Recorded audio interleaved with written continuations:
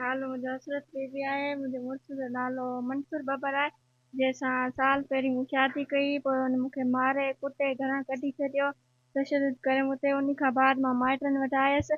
पोइ मूंखे दस्तावेज़ लिखी ॾिनई, उनजो शायदि रोदराणी यासीन आहे, मुंहिंजो भेणियो आहे। उन खां बाद में बि दस्तावेज़ ॾियण खां बाद में बि मूंखे मारे कुटे तशदुद करे ऐं पंहिंजी ज़बानी तौरु तलाक ॾेई ऐं घरां कढी छॾी मूंखे। ऐं उन खां बाद हाणे वरी अचनि था, धमकाइनि था, चवनि था हल ज़बरदस्ती, चवनि था असां खणी वेंदासीं, सीवी कंदासीं।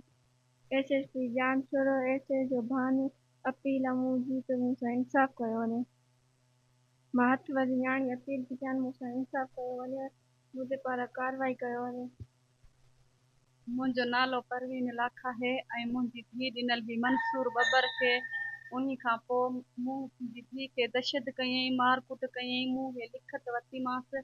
लिखत जे बाद में मुंहिंजी छोकिरी वठी वियो, महीनो खनि उते रहायईं। वरी मुंहिंजी छोकिरी खे मारकुट करे दशद करे वरी घरां कढी छॾियईंसि। चईसि मुंहिंजे घर वरी न अची। मुंहिंजी तलाक थई, पंहिंजी ज़बानी तौर सां तलाक मुंहिंजी छोकिरी खे ॾी चुको आहे। उन जे बाद में वरी बि असांजे दर ते थो अचे, असांखे तंग थो करे, माण्हू वठी थो अचे। मुंहिंजी छोकिरी खे, असांखे हिन खां ख़तरो आहे, कुझु बि मुंहिंजी छोकिरी खे थियो या असांखे थियो, उन जो ज़िम्मेवार मंसूर बबर आहे। मां एसपी जामशोरे खे ऐं एसए जो भानुक वारे खे अपील थी कयां, मुंहिंजी न्याणी खे ख़ुदा जे वास्ते इंसाफ़ खपे, ख़ुशि ज़िंदगी गुज़ारे।